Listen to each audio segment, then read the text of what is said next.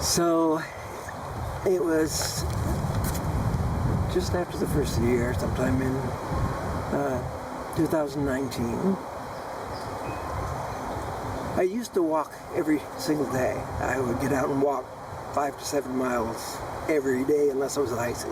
Rain didn't stop me. And then I started having some bleeding issues. Nothing too bad, but enough that I wasn't comfortable walking.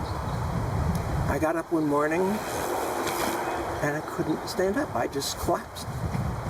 And nobody else could lift me up, so he called 911 into the hospital, and then they did all their sort of tests. And that afternoon, the doctor came in and said, "You have leukemia," which was a big hit because I knew leukemia is an incurable disease. Yeah. And I have to say, the doctor was not the greatest in the world. I said, "You have leukemia, we're going to send you to OSU for treatment." And so that sort of overwhelmed me, and like I said, "So what does all this mean?" He said, "Oh, well, most people don't have a lot of pain in the end." So that, I just shut up. Oh, wow. I didn't want to hear another word.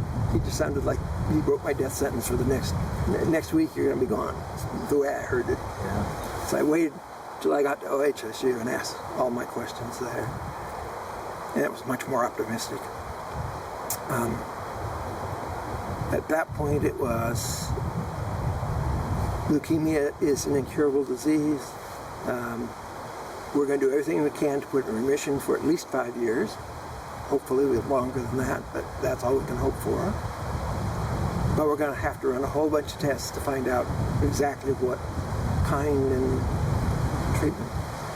So they did bone biopsy, they did tons of blood work, more transfusions that I was given, and sent back home. 10 days later, they called me to come back up. They had a room for me, and they knew what they were going to do for treatment. And she said, "I have good news and bad news. The good news is you have a relatively rare form of leukemia, and it's the only kind that can be cured." I think I said, "You mean it can be put into remission easily?" She said, "No, I mean actually cured. But that's the bad news. To be cured requires surviving the most intense chemo we have." She went through all the negatives,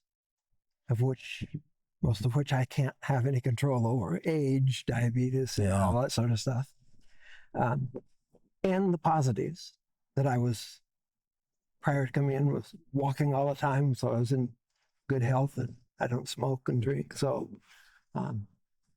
she said, "We can do it if you want to do it. It's up to you to decide." And of course I wanted to do it. But I expected to feel really sick from experiences with other cancers people have had. Yeah. I never did. But it wiped you out, right? Yeah. I mean, physically, yes, but I never felt sick. Yeah. Nauseous and sick. So I was in a good space where I could concentrate on healing, not just surviving the pain. I didn't know how bad it was. The chemo, when she says the most intense we have, I expected to feel really sick, and I didn't have that. It was about 1.5 years after treatment that I found out how severe it really was. When I was seeing a neurologist to see if he could help me with some balance issues, he wanted to know what I'd been given if I knew. I told him. And he said, "They tried to kill you." Yeah. And it was shortly after that, another doctor asked what I had. Her eyes got big, and she said, "They gave you those drugs and you're still alive?" So I guess it was more intense than I thought. Yeah. Well, they wiped out your immune system. What it does is it wipes out. It's not to wipe out the immune system per se. What they're doing is wiping out all of the cells that make blood, not the blood cells themselves, but flare back to the tissue that makes the blood. And by doing that, you wipe out the immune system too. So after treatment, before they can do the next round, they have to wait for you to recover from that, which just means more blood transfusions, just to get you over that hump. And then they do it all over again. Yeah, the first round was the worst. I was there 6 weeks because I had other effects. I had big sores in my mouth that I didn't feel. I just knew they were bad when they looked in my mouth and I saw the expression on their face. But Wow. and I couldn't swallow any food. I could take liquid, so I could suck up my pills down. And I used, I don't remember what it was, one of those like a protein shake kind of thing. Yeah.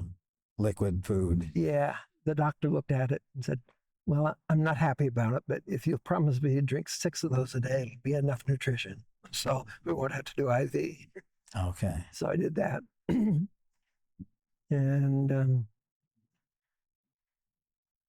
it was a rough ride in a couple of ways. I literally came close to dying 3 times because twice my lungs filled with liquid and I stopped breathing. Oh, wow. And the drug they give you works really well. You pee it off really fast. Their only concern was, did they give it to me in time? So, and they did. I recovered I lost consciousness each time, but I got back right away. Okay. The 3rd time was internal bleeding. They had no idea where. And because I had no immune system, they couldn't put a camera in to find out. That would be guarantee of massive infection. Yeah. So I was just, at one point I had, the night that I said I almost died, my background in physiology told me, yeah, about half an hour left here. A normal platelet count is somewhere between 180,000 and 250,000 units. Not even 1,800. Literally 100 times lower than the low end of them. And I'd lost more than half of my blood. And like I said, I looked at all those numbers and I thought, yeah, about half an hour left. Yeah. When I told the doctor that the next morning, she just shrugged and said, I only gave you 15 or 20 minutes. We had a good working relationship. How did you get through all of that? Because it seems like you were joking with the nurse. I was. I had in one sense, I had a good time because I had enjoyed the people that were there. And in another way, I certainly didn't have a good time. But because I felt well, even though I was so weak, I couldn't stand up or anything else. I was totally bedridden. But because I felt well, I had enough energy to interact with the medical staff. And their philosophy is different there than I've seen in other places, at least for them. On that floor, the nurses were only allowed 7 patients on a shift because they wanted to have time to really interact with patients and get to know them. And both the nurses and the doctors themselves just sat in my room and talked to me at times. So that, I think, was a big factor in the healing. And the other thing that got me through it is Barbara was there every single day. Yeah. But yeah, I could look out, it was a nice summer. I could look out from the hospital room over the river and see the osprey and the eagles going by. And since I didn't feel bad, I had time to interact with them and say silly nonsense at times. Yeah. I had 2 goals. My first goal was, I'm going to be cured. When she said the word cure, I latched onto it. I never let go of it. And it wasn't just like trying to think positively. It's just, I knew for absolute certain I was going to be cured. And I never let go of that. And even that night, I knew I had 30 minutes. I couldn't resolve those 2. I just let them be, whatever it is, it is. But I still believe, well, Barbara's going to come in the morning. I'll be just fine. So I had that. So that was one goal. The second goal for me was that every person who comes into my room, whether it's one of the doctors or the woman who sweeps the floor in the morning, everybody who comes in should leave my room just a little bit happier than they came in. They've got a lot to deal with. They're going to their next patient who doesn't feel good. They should get a little boost. And I joked around with people, and it was important to me to do that. Wow, I'm sure that helped both you and them. One of the night, like 2 in the morning, when the nurse had to come in, had to take blood and do stuff, so apologizing, it's what they have to do. And she started to leave and said, anything else? You want some water or anything else? And I just said, no, thank you. It just seems like a common courteous response. And she stopped. She said, you are the only patient who says thank you. Nobody else ever says thank you. And one of the other nurses confirmed that. It's like, what do you mean nobody said thank you? The two focused on getting through. And in that ward especially, because most people don't have much hope in that place with leukemia. Well, tell me a little bit about what happened now. You've had all the leukemia and you've had the chemotherapy. Yeah. And then the results of the chemotherapy were some debilities that I don't know if you expected them or not. No, I didn't expect problems. There were things that happened with the chemo. Going into it, I've had some macular degeneration anyway at the time before all this. And I asked the doctor how long before I won't be able to drive. He said, I don't think you'll ever get that bad. The leukemia changed all that. So it caused swelling of the optic nerve, changes in the retina, and it was a big hit. So there was a eye doctor up there at the clinic that came in and examined me one day. And I had some hope that things might clear up once the chemo was out of my system. And I was told the balance issues that I have, that will go away when the chemo's gone. It never did. And it was a big hit to my vision.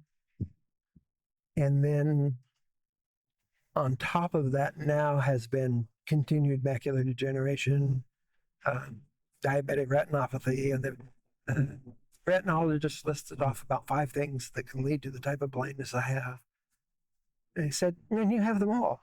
So how did you deal with that? I mean, to me, that would have been like another sledgehammer hitting you. It was a hard hit, but on the other hand, I'm alive. And that became more important to me. I was alive. Yeah, my eyes don't work. My balance is shot, but my brain functions well. Cognitively, I'm fine. And my hearing is still good. I can still hear the birds. So I just decided, well, I'm not going to get upset about it. I can't change it. So why not take it as a new opportunity to learn things in a different way? And that's been my focus. It's just part of life, and I'm just going to deal with it. Yeah, and you did a program for Coast to Cascades Bird Alliance, and that required a lot of computer work. Yes, I hope for doing my programs, which are important to me. I do one a month in the store, and then the others, like you were saying, garden club. I have to hold my laptop right up close to my face to begin to even see some of that. And then I know the program that I use well enough that I know about where things are, that I can pull down a menu and scroll down the menu, and I can't read it all. It's way too small. But the computer speaks it to me. Oh. So I can tell where I'm at. The computer is set so that it reads to me everything that's under the cursor, which is really annoying because every time I move it around, it's reading all that. But I have to have it, so I put up with it. So the computer's been an invaluable tool. So it's my way to access books. It's my way to research papers, do anything like that. And then I do these programs, which are pretty intense. I know where my photos are and which ones I want to pull some other resources from the net. And I can see enough of it that I know what it is and where to put it together. And then all of the ways to make it blend from one to the next and interact with each other, just by way of the different pull down menus and how I can put those together. And to me, it's important that I can still do that because, I can't lead the trips in the way I used to. I can't do certain things because of these new limitations. But I still feel that it's something that I can give back. And for me, that's through these educational programs. Oh, that's excellent. Life throws you different changes, and instead of getting down about it, you just pick it up and say, okay, now what do I do now? And for me, it was a chance to learn more about helping people with disabilities. Now that I'm in that group, how can I help? And how can I continue with education about nature? So it's a new start.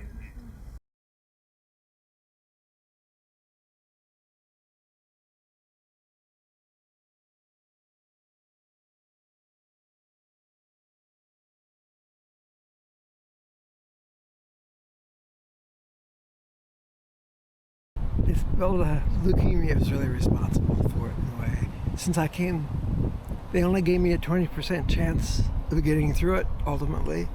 And I came face to face with death 3 times. So things like that just don't matter anymore. They're trivial. All that's important is I'm alive and I'm going to have fun with my life. And if the woman who does this wants to do that, go for it. I'm just going to have fun.